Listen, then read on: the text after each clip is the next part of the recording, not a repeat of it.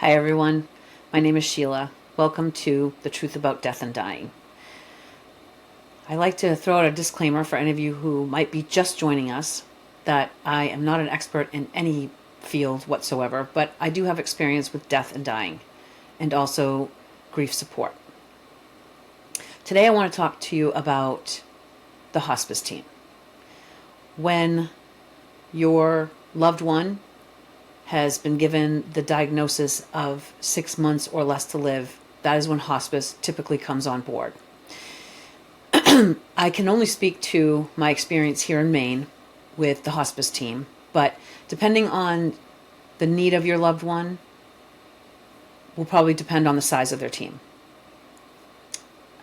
For my father, he had a physician who came in initially, did an assessment, and then kind of made the plan from there for the rest of the team, and was sort of just in the wings. I think we only saw the doctor maybe twice during my dad's time with hospice. The next person in line was the nurse.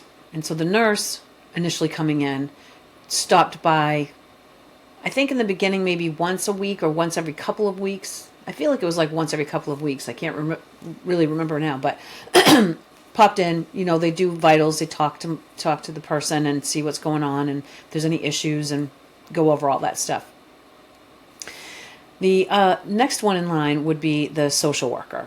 And for our scenario, the social worker we had for our dad was probably the most prominent member of the hospice team for us. And although the nurse was as well, but the social worker definitely, really had a great relationship with my father. And so for us, that was the most prominent figure for hospice in our scenario. There's also a home health aide, and I'm not entirely sure. I don't believe she was a CNA, but she might have been. And she would come in and help, if my dad needed help bathing or getting changed or putting lotion on, things like that. She would help him with those kind of things. And then there are volunteers that work for hospice that will just come in and just be a companion sometimes, or maybe, help out, do laundry, light housekeeping, little tasks that get to be more difficult as the person progresses through their disease. So it's important to know what hospice is there to do and what they're not there to do. And they're not there 24/7. They are there sporadically, and they offer support the best that they can, but they have a lot of folks that they're taking care of. So, it's very scheduled. It's very his home health aide would come, I think, a couple times a week and help him with various tasks that he needed, kind of give me a little bit of relief. I remember my dad, when we first started talking to hospice, I think, I can't remember exactly the timeline, but my dad asked a question. He said, so let's just say, and he was talking to either the social, I think he was talking to the nurse actually. He said, so let's just say that, I have an accident and, I shit my pants. He said, will hospice come and change me? And she said, hospice will help change you if they're here, but they're not going to come over and do it. So then my father looked directly at me and said, well, are you prepared to do that for me then? Are you prepared to clean me up? And I said, Dad, I'm prepared to do whatever I need to do. So that's just a little tiny glimpse into, how it kind of goes with hospice.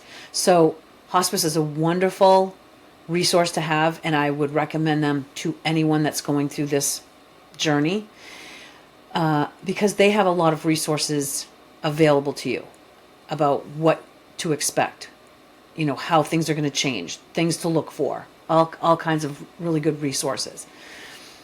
And they don't cost you anything. So I believe they bill insurance, which is a piece that comes in with getting medical care for things. So like you can't be on hospice and then go get chemo. Like that's not how it works. I don't know all the particulars, but there are some legal pieces to it. But they do get paid, but they don't get paid like by the family. So there are other resources out there, home health care services that will come in and offer help to you. So if you are in a situation where it's just you, or you have a very limited support system, and you're taking care of someone you love who is dying, I would recommend reaching out to a home health care company. And typically they are non-medical, but they have folks that often have their CNA, but a lot of times they have, they require a few years of experience of taking care of somebody. Because if you need someone to come in and help you bathe, let's say in my case, my father, I did not want that job. I did not want to have to bathe my father when I have two brothers who are the same sex that could go in there and do the job for me. And I have a nephew, an adult nephew that could have also done that. But there are times when you have to just do what you have to do. And it's not pleasant, and it's nothing anyone ever wants to have to do, but you do it because you need to. I'm not going to let my father sit in, feces or pee or anything else. I will get him changed and try to keep his dignity intact the best that I can. So if you find yourself in the situation where you need a little extra help and you just can't get it on your own for free, because free help is the best help if you can get reliable people that are going to treat your loved one with dignity and respect and give them good care while they're with them. But that's not always possible. So, or you can't afford to take time off from work, or there's 1,000 different scenarios that could go on why you need help in your home. So there's home care services. A lot of times they, do background checks, and they go through extensive interview processes, things of that nature. But they're pricey. They are pricey. And right now, the going rate is like anywhere from $35 to probably $45. It depends. And if they're hospice, they tend to be more expensive. But one good thing to do is to check and see if the person that you're caring for has long-term care insurance.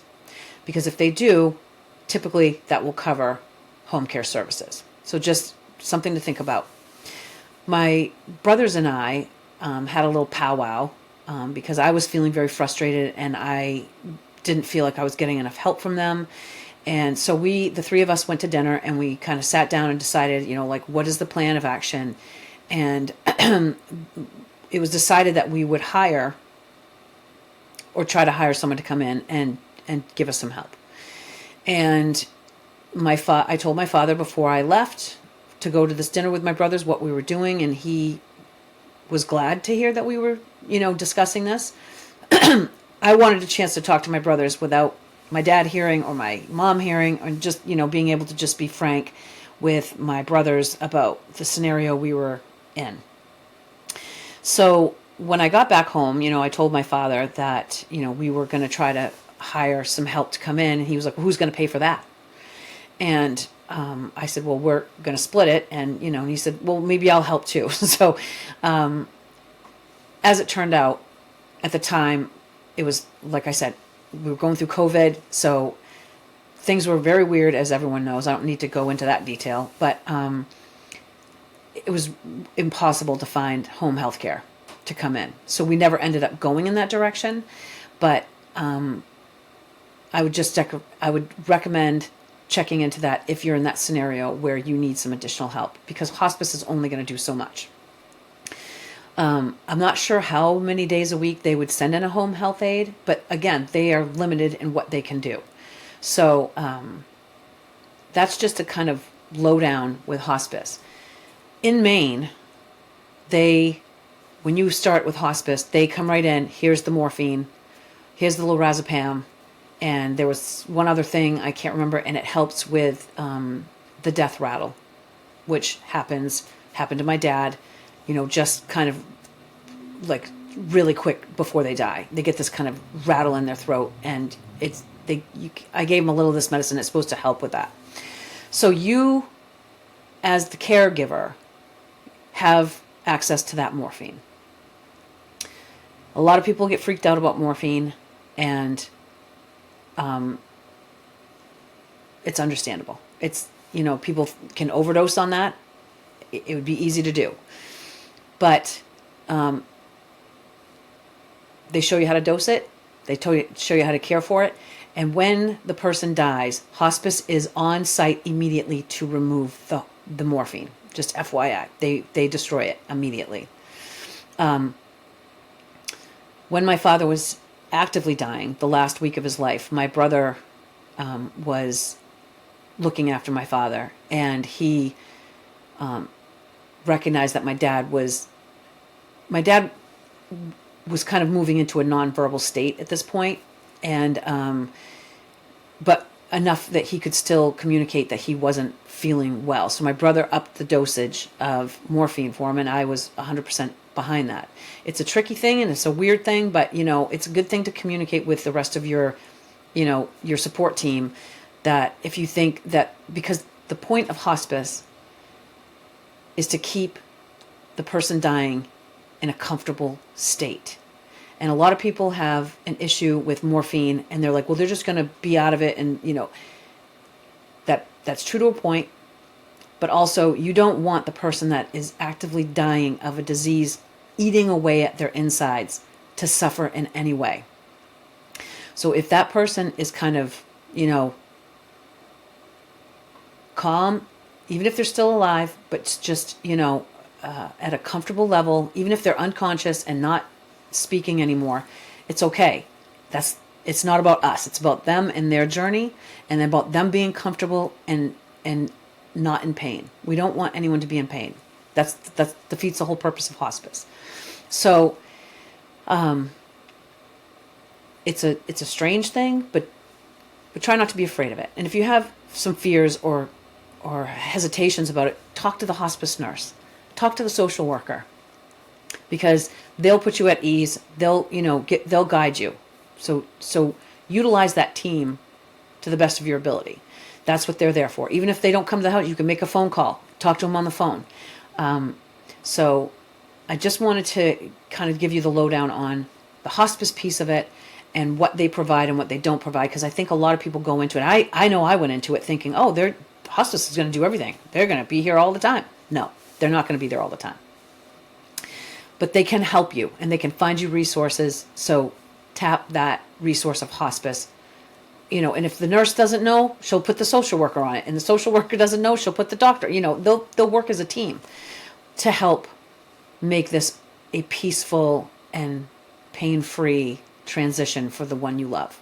So that's my take on hospice at this point.